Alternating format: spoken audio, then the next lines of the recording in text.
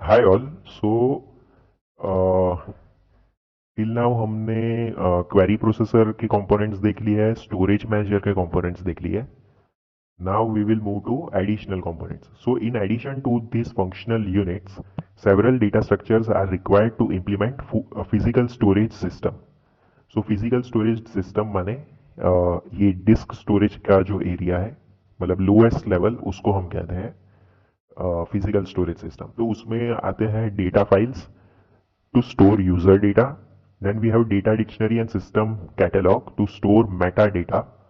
ये हमने last lectures में पढ़ा है कि metadata is data about data.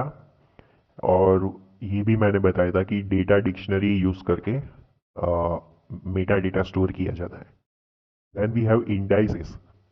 So to provide faster access to data items we use indices. So indices भी हम फर्दर लेक्चर्स में पढ़ेंगे.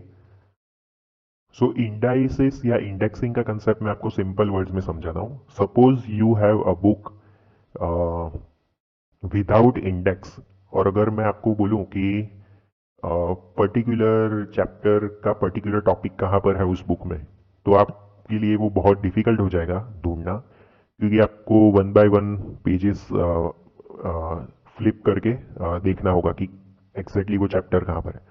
लेकिन अगर वो बुक में मैं एक इंडेक्स पेज जो है वो इंट्रोड्यूस कर दूं, जिसमें लिखा हुआ है कि particular chapter particular page number पर है, और ऐसा भी कर सकता है कि चैप्टर वाइज भी और टॉपिक वाइज भी हम पेज नंबर वो इंडेक्स पर मेंशन कर दें.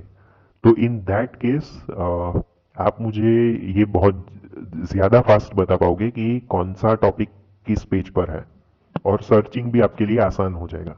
सो सिमिलरली जो टेबल्स हम क्रिएट करते हैं डेटाबेस में, तो हर एक कॉलम पर हम इंडेक्सिंग, जो भी फ्रीक्वेंटली यूज्ड कॉलम्स है क्वेरी में, उस पर हम इंडेक्सेस इंट्रोड्यूस कर सकते हैं, या इंडेक्सेस वो पर्टिकुलर कॉलम्स के लिए क्रिएट कर सकते हैं. वो कैसे क्रिएट करते हैं वो सब हम आगे के लेक्चर में पढ़ेंगे.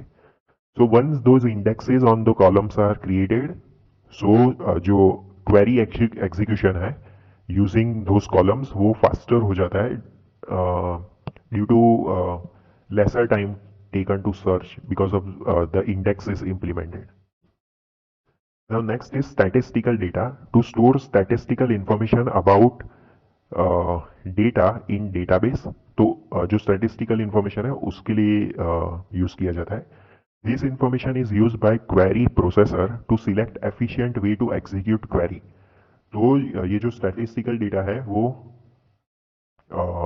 ये query evaluation engine यूज करता है, या query processor कह दो, in order to select the efficient way to execute a query. Yeah, so that was about the additional components. Okay.